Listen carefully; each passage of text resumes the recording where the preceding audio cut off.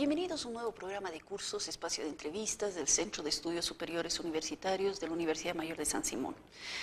Hay un tema que despertó mucho el interés de las ciencias sociales en general, ya que está impactando en la vida cotidiana de todos las personas que pueblan este mundo, pero también de las personas que estamos en Bolivia, de los bolivianos, de los cochabaminos, tanto en área urbana como en área rural. Es un tema que está impactando indudablemente la vida cotidiana de la gente. Y es un tema que generalmente lo hemos estado analizando en diferentes programas de cursos y en diferentes libros que hemos estado produciendo desde la perspectiva de ciencias sociales. ¿Qué pasa desde otra perspectiva, desde una perspectiva mucho más física, mucho más científica, mucho más técnica, para hablar del tema, del impacto de las redes sociales desde una perspectiva más técnica? Hemos invitado a Diego Alfonso Rojas Castro. Él es ingeniero de sistemas y tiene una maestría justamente sobre el tema que nos está interesando hoy, la seguridad en tecnología de la información. Y vamos a aprovechar su perspectiva para hablar más, ahondar más sobre este tema que nos toca a todos los bolivianos. Mil gracias por estar con nosotros, Diego. Mil gracias por aceptar la invitación. A ti, Alejandra, muchas gracias por la invitación. Yo he dicho hace un ratito que es un tema que está impactando en la vida cotidiana. Desde las ciencias sociales hemos visto cómo está cambiando las relaciones sociales entre las personas, está cambiando la forma de intervenir, incluso está cambiando, y ha habido mucho debate al respecto, pero está cambiando la forma de hacer política. Las redes sociales cibernéticas están impactando en la vida social de la gente. ¿Cómo lo ven ustedes desde la perspectiva más técnica, más tecnológica, desde la ingeniería, por ejemplo? Bueno, sin duda las redes sociales, la red de redes en general, Internet, ha revolucionado un montón de cosas a nivel global, ¿no? Empezando por la economía, o por decir menos, la educación. Nunca antes había sido tan fácil acceder a información con un par de clics, ¿no? Acceder a un libro, a investigaciones, a tesis. Yo recuerdo cuando era niño nos daban un trabajo en colegio, teníamos que ir a la biblioteca físicamente, esperar a que otros compañeros copien las citas. En cambio ahora es tan simple buscar en Google, acceder a la información. Realmente ha democratizado la información. ¿Y la participación en general en la vida social, o cómo lo ven ustedes? Claro que sí, también ha facilitado la interacción con las personas, ¿no? Conectarse con personas que uno no veía hace años, desde la infancia. Claro que sí. Y dime, esta revolución, como tú estás diciendo, tiene aspectos absolutamente positivos: mayor acceso a información, mayor democratización, mayor socialización. Pero tú has estado analizando la otra faceta de esta revolución de la cual estamos hablando, que es un poco la faceta negativa, y entro al tema concretamente. Desde el 2010, por ejemplo, una investigación que hemos estado haciendo sobre violencia, aparece el tema de la violencia informática, y aparece recurrentemente como un tema que está creciendo en el tiempo. Me acuerdo haber visto una encuesta del 2013 de que de cada 10 casos de bullying, 7 se hacían vía WhatsApp. Es decir, está afectando la seguridad, lo que nosotros llamamos la seguridad ciudadana, o está afectando las relaciones interciudadanas violentas. ¿Qué tipo porque tú has hecho una maestría en seguridad en tecnologías de información, es decir, qué tipo de... Empezaremos por ese tema, ¿no? O empezaremos por lo general. ¿Qué es seguridad en tecnologías de información? ¿Qué implica? Bueno, es la protección de la información. Se dice que la seguridad de las tecnologías de información tiene 3 pilares: la disponibilidad, la integridad y la confidencialidad. Entonces, para decir que la información está segura, se tienen que cumplir estos 3 pilares. Si alguno de los 3 pilares ha sido vulnerado, quiere decir que la información ya no está segura, que ya ha sido vulnerada alguno de los 3 pilares, ¿no? La confidencialidad, la integridad o la disponibilidad. Y dime, ¿cómo estamos en Bolivia con ese tema? Es complicado. Bueno, el problema de la red de redes es que ha generado lo que es, por ejemplo, el ciberespionaje a nivel de Estado. Se dice que ahora mismo hay países que están librando una guerra terrible a nivel cibernético, pero no con el fin de matar, de destruir infraestructura, sino de robar información. Por ejemplo, investigaciones o planos de armas, de aviones, etcétera. Se dice que China y Rusia están constantemente atacando, por ejemplo, a Estados Unidos para obtener información confidencial de ellos. Hoy también Estados Unidos, se dice que con alianza con Israel, por ejemplo, han generado un virus informático para sabotear las infraestructuras de enriquecimiento de uranio de Irán. Entonces, en Bolivia, en esta parte estamos en pañales. Claro que a fines del año pasado se abrió un centro de ciberseguridad y ciberdefensa. ¿Desde el Estado? Sí, una iniciativa estatal. Pero más allá de esa noticia de que se ha abierto el centro, no ha habido más más actualización de lo que están haciendo o qué planea hacer a futuro. Pero ¿y es más hacia afuera su función o hacia adentro? Digo, porque Hacia parecería adentro. hacia afuera que espionajes, No. ¿cómo se va a trabajar el tema? Bueno, yo pienso que desde una perspectiva interna, primero tendrían que asegurar, ¿no? Defender, por ejemplo, los sitios web estatales. Para eso tendría que haber una unidad de respuesta rápida. Por ejemplo, si hay un incidente en un sitio web estatal, ellos vayan, analicen qué ha pasado, cómo se ha realizado la intrusión, restauren el sitio web a su forma original y logren cerrar esa vulnerabilidad a través de la cual se ha metido.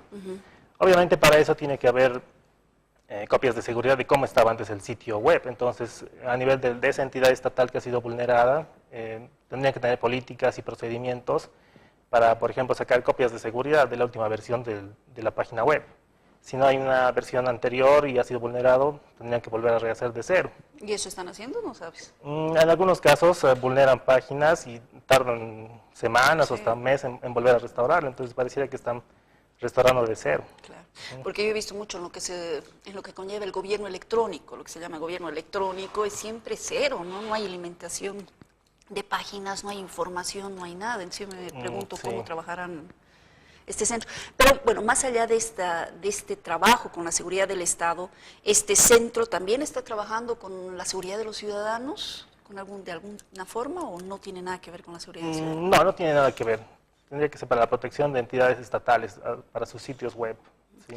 Entonces pasaremos al otro tema que en realidad es con el que tú has estado trabajando mucho más, es decir, hay un tema que sí se está siendo vulnerado, se está viendo vulnerado con el tema de este mundo cibernético, que es la seguridad de las personas. Tú has identificado diferentes tipos de inseguridad que provoca las redes, el uso de las redes. A ver, hablaremos de cada uno de ellos y tal vez para que la gente conozca qué es lo que hay y cómo después se puede hacer frente. Claro que sí. Bueno, si bien el Internet ha facilitado mucho las cosas a nivel de acceso a la información, a los zampones también les ha facilitado el poder operar a nivel global.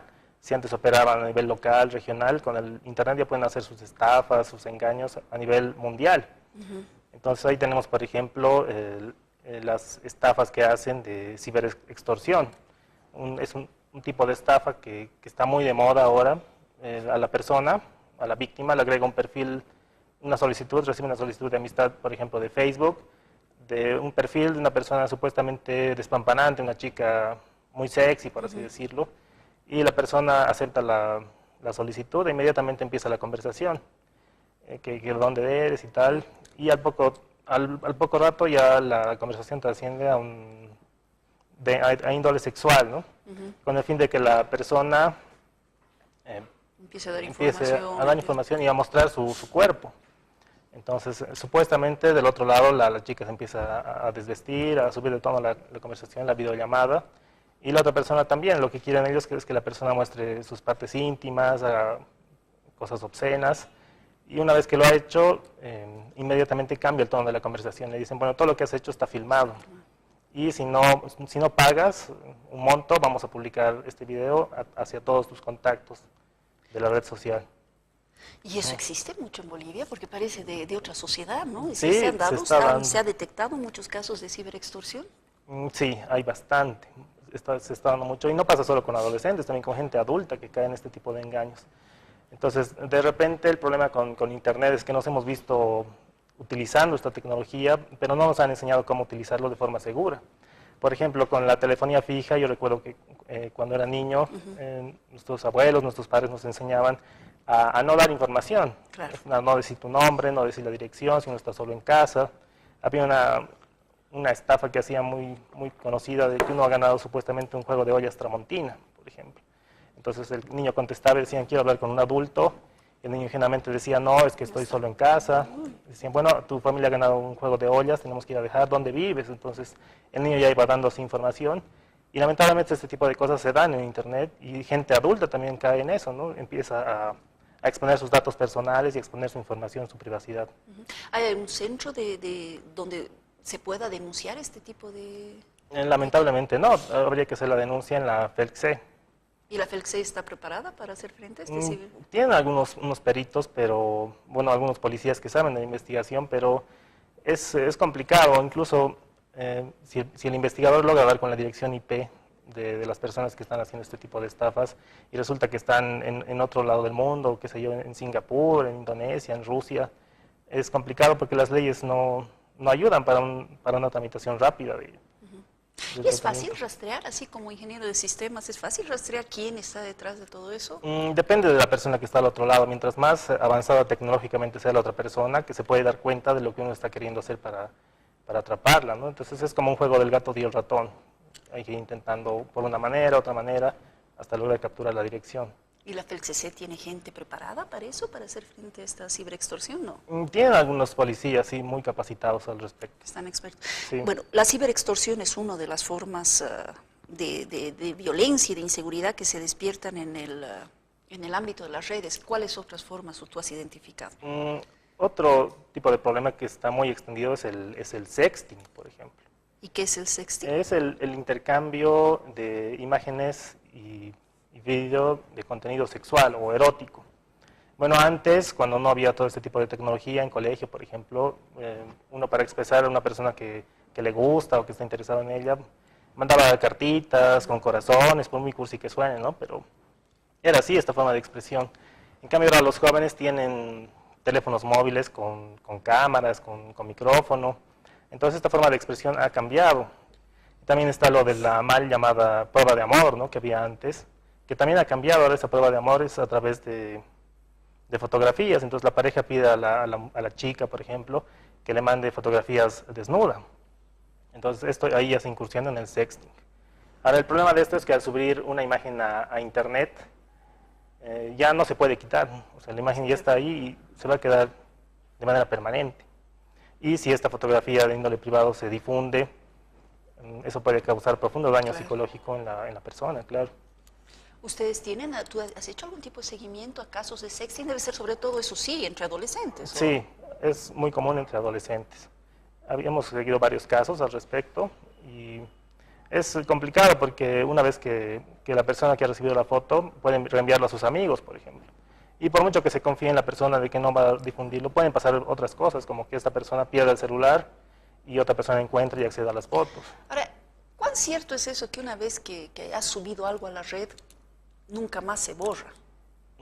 Es cierto, porque una vez que se sube ya se replica en varios lugares, hay personas que se lo pueden descargar y cada vez que se quita de internet lo pueden volver a subir, entonces es muy complicado quitar información. ¿Y eso del agujero negro que existe en las redes, es decir, que por más de que borre sigue habiendo, es cierto? Sí, es cierto, pero para eso, por ejemplo, se está trabajando en Europa, por ejemplo, están viendo la figura del derecho al olvido. Claro. Que es uno de los derechos ciudadanos que ahorita se están discutiendo, ¿no? Sí, entonces, por ejemplo, si uno pone una búsqueda en Google y sale contenido ofensivo para la persona, mediante el derecho al olvido, los buscadores estarían obligados a ya no mostrar estos resultados. Entonces, eso ya pone una primera barrera a la reputación de esa persona, ¿no? Ahora ha habido un debate muy grande frente a ese derecho al olvido, porque se dice, ¿qué tal si el caso en Estados Unidos, ¿no? Un pederasta que quiere trabajar en una guardería, ¿cuán derecho al olvido tiene? ¿Cómo ustedes lo ven desde ingeniería eso? ¿O directamente no les toca? No nos toca, pero sí eso es un debate, ¿no? que hay que tratar, porque si bien hay personas que lo pueden utilizar legítimamente, hay otras personas que pueden utilizarlo para su conveniencia, afectando a la sociedad. Claro. Es cierto. Dime, ¿y aquí hay algún tipo de reglamento para, está participando Bolivia de alguna forma en estos debates de derecho al olvido, en estas tecnologías? Lamentablemente no. Una manera de poder participar en esto sería que alguna persona que ve su reputación afectada con los buscadores, que haga una demanda y que gane. Entonces que haya un juez que ordene a Google, por ejemplo, aplicar el derecho al olvido. Eso ya crearía una jurisdicción. Entonces otras personas afectadas también podrían acogerse a esto. Y lamentablemente esta jurisdicción existe de momento solamente en Europa o en Estados Unidos, por ejemplo. No ha habido ni un caso de denuncia aquí. Ni todavía no.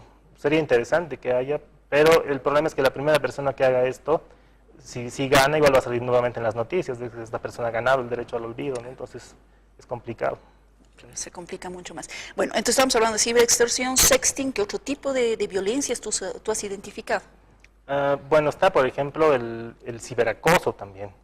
¿Y eso en qué consiste? Es el acoso a través de redes sociales, o a través de nuevas tecnologías, ¿no? Como las llamadas, los mensajes. Pueden ser llamadas de madrugada, en estado de ebriedad, o incluso el controlar las amistades que la persona tiene o deja de tener en redes sociales. Y eso, pero eso debe ser más fácil controlar, porque es cuestión de bloquear a la persona o es difícil. Es difícil porque a nivel de la telefonía, por ejemplo, no se puede bloquear, hay que bloquear a nivel del dispositivo móvil. Y si la persona cambia de teléfono, el acosador, entonces sigue repitiéndose el problema. Yeah. ¿Y el grooming, por ejemplo, y el ciberbullying? El grooming, por ejemplo, es la captación de niños, de niñas menores de edad, de parte de un adulto que se hace pasar por niño para ganarse la confianza de sus víctimas, y con fines sexuales, que pueden ser para acceder a una cita física y abusar sexualmente del menor, o bien para, a través del internet, conseguir que el menor igual se saque fotografías íntimas. Y una vez que el menor lo hace, la persona que está al otro lado empieza a extorsionar al menor, que si no se saca más fotografías, va a difundir las fotos, y esto lo convierte a los menores casi en esclavos sexuales del acosador, que lo obliga a sacarse más fotos, haciendo distintas barbaridades o en distintas posturas. Muy ligado a la tráfico, a la red de tráfico. Así es, muy ligado. Creo que en Cochabamba sí han habido casos de grooming así denunciados y ha habido seguimiento, ¿no? Sí, ha habido. Y ha habido casos de extorsionadores que han estado en el exterior, pero también que han estado aquí. ¿Y qué ha pasado? ¿Cuál es la legislación frente a eso? Bueno, eso lo ven los abogados que ven, ¿no? La extorsión, el daño psicológico al menor y demás. Otra forma de acoso que existe en las redes es el ciberbullying. Sí, esto por ejemplo está muy ligado a lo que es el sexting. Si las fotografías enviadas a través de sexting se difunden y se hace público todo el contenido, esto daña al menor y obviamente todo el entorno social, por ejemplo en colegio, empiezan a molestar al menor, a acosarle, o puede darse de personas adultas. Ha habido un caso en Estados Unidos tristemente célebre de Amanda Todd, A ver. que se sacó unas fotografías mostrando el techo, Sí. y a pesar de que se cambiaba de colegio, había una extorsión, un acosador que la seguía molestando, la ubicaba y la seguía acosando. Y al final la menor no ha soportado la angustia, el estrés, y ha terminado quitándose la vida. Sí, lamentablemente. sí, hay una película sobre el tema. Así es. ¿Y aquí qué tipo de ciberbullying ustedes han podido identificar? Bueno, el problema del ciberbullying comparado con el bullying tradicional de antes es que se quedaba simplemente en el ámbito del colegio, ¿no? La víctima era acosada por sus compañeros, ya sea con burlas, mofa o físicamente, pero dentro del ámbito del colegio. Ahora con el ciberbullying es algo permanente, 24 horas, 7 días a la semana, que genera mucha angustia en el menor, que quiere estar todo el tiempo viendo las redes sociales para ver si están mofándose de él. Eso ha habido muchos casos de esto. ¿Qué otra forma de violencia, inseguridad vía redes tú has podido identificar? Bueno, también está la propagación de un malware que se conoce como ransomware.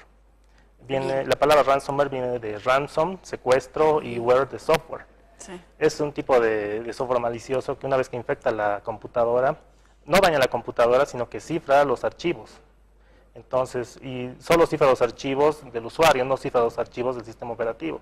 Porque a los atacantes les interesa que el equipo siga siendo funcional, que la persona pueda seguir utilizando, pero sus archivos están encriptados, no puede acceder a ellos. Y les sale un letrero que dice que la información está encriptada y que debe pagar un rescate para poder descifrarlos. Eso debe ser sobre todo con oficinas, con universidades. Sí, con el que caiga puede ser hospitales o estudiantes que están haciendo su tesis hace 2 años y se desencripta. Y genera mucha angustia porque es toda la vida digital de la persona, pueden ser fotos de la última década, fotos familiares que quedan encriptadas, trabajos, investigaciones. ¿Y quiénes están tras este malware? Son ciberdelincuentes que operan como crimen organizado. Y el problema es que ha habido casos de gente que, a pesar de que paga el rescate, nunca reciben la contraseña para desencriptar los archivos. Entonces el pagar no garantiza el recuperar la información. Y de hecho el pagar genera un incentivo para estos ciberdelincuentes porque ellos ven que, bueno, infectan a las computadoras, la gente paga y funciona, les genera rédito económico. ¿Ellos vendrían a ser los hackers? ¿Qué son los hackers? A ver, entraremos a... Bueno, un hacker es una persona interesada en la tecnología que tiene curiosidad por explorar, por encontrar fallos en los sistemas, pero no con mala intención. Y un hacker que tiene mala intención se convierte en un cracker. Y bueno, un cracker es sí alguien que se mete en los sistemas con mala intención, con intención de robar información, extorsionar a las empresas, etcétera. En realidad, la diferencia entre el hacker y cracker sería que el cracker sí está buscando manipular con la información. Así es. En cambio, un hacker es una persona que tiene curiosidad por la tecnología y busca encontrar fallos para poder repararlos. Ya, entonces estaríamos hablando de ciberextorsión, sexting, ciberacoso, grooming, ciberbullying, malware, ransomware. ¿Qué otro tipo de violencias e inseguridades ustedes han podido identificar? Bueno, podemos ver eso del ciberespionaje también a nivel de empresas. ¿Hay mucho aquí? Aquí no sabría decirte, pero a nivel mundial sí es muy común. De empresas que contratan, por decirlo, hackers para poder robar información de otras, ¿no?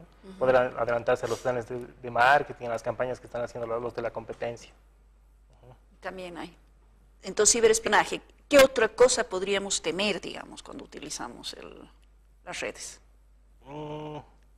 Bueno, en sí el exponer la información privada, ¿no? Por ejemplo, el robo de cuentas bancarias o que accedan a nuestro correo electrónico, cualquier tipo de incidente que afecte nuestra privacidad, que pueda permitir a los delincuentes robarnos económicamente, incluso. Yeah. Ahora, ¿qué está haciendo el Estado boliviano frente a todo eso? Porque es decir, tú has dado un panorama donde todo puede ser susceptible a ser vulnerado, a ser utilizado, mucho más ahora donde la privacidad tal vez haya cambiado de sentido. Yo no digo que haya dejado de haber, sino que tiene otras características. ¿Qué está haciendo el Estado boliviano? Bueno, lo que te comentaba, se ha abierto un centro de ciberseguridad y ciberdefensa, esto más que nada por los incidentes que ha habido después de la demanda que presentó Bolivia ante la Haya. ¿Qué incidentes? Hubo crackers chilenos, por ejemplo, que se han metido a páginas web del Estado para publicar insultos contra Bolivia, burlas, y lamentablemente estos sitios han quedado varias semanas así, sin poder hacer nada, sin poder acceder o con la información cambiada, sí. Luego, en cuanto a leyes, por ejemplo, el Estado boliviano hace poco ha aprobado la Ley de Telecomunicaciones, número 164, que regula, por ejemplo, el comercio electrónico, la firma digital, la comunicación de datos transfronterizos, por ejemplo. ¿Y está bien planteado en términos de ingeniería, de lo que tú conoces de los sistemas? Sí, se está utilizando bastante y da la regulación de cómo deberían ser las comunicaciones, por ejemplo. El comercio electrónico. ¿Nosotros pertenecemos, hacemos caso a algún tipo de legislación internacional como Bolivia o...? Eso no sabría decirte. Ya, eso es, digamos, al nombre de la ley. Si conocemos las leyes, podríamos utilizarlos también para defendernos como privados, como personas privadas, ciudadanos, decir, bueno, esto puedo utilizar para defenderme yo misma o no. No, tanto las leyes, no, sino las buenas prácticas, por ejemplo. Que se aplican los viejos consejos de la abuela, por ejemplo, que nos decía, no hables en la calle con desconocidos. Se aplica lo mismo en Internet. Si hay una solicitud de amistad de una persona que uno no conoce, habría que sospechar. Lo mismo de alguien que empieza a preguntar información privada por Internet. Lo mismo, es como cuando veíamos una persona sospechosa en la calle y nos cambiábamos de acera, habría que hacer lo mismo en Internet, ¿no? Evitar a esta persona. ¿Ustedes dan algún tipo de formación, capacitación? Porque en realidad los que más en riesgo están son los chicos, ¿no? Los jóvenes, que son los que más están viviendo todas estas formas de violencia que tú has mencionado. ¿Hay algún tipo de capacitación en los colegios para decirles, oigan, no cuelguen esto, no hagan caso a esto, tengan cuidado con esto, cámbiate de acera o cámbiate de red? No sé. Lamentablemente no. Tal vez depende de algún profesor, pero como campaña global no hay una concientización, así una educación a los menores, que habría que educarles, ¿no? Por ejemplo, explicarles que una vez que uno sube una fotografía a Internet ya no se puede quitar y puede perseguir a la persona durante años. Y que traspasa además el colegio, es de por vida. Claro. A ver, concretamente, ¿qué recomendaciones tú darías a los jóvenes, a las personas que utilizan las redes, como ingeniero de sistemas, conociendo bien este mundo técnico que impacta la vida social? ¿Qué recomendaciones tú darías para evitar estos tipos de inseguridades con los que nos enfrentamos ahora? Bueno, en cuanto al sexting, a los menores recomendarles que no se tomen fotografías privadas ni las difundan.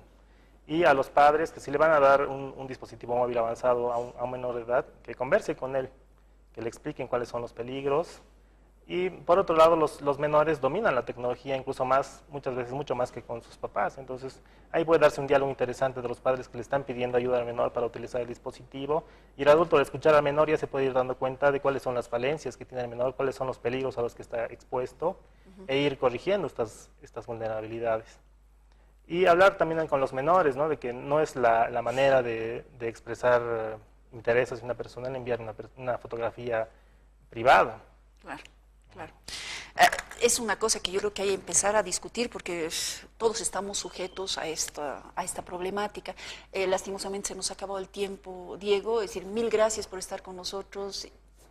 Qué bien que hemos hablado del tema, yo creo que eso es lo que la gente tiene que empezar a escuchar y mil gracias a ustedes por acompañarnos hoy. Gracias, Soledad.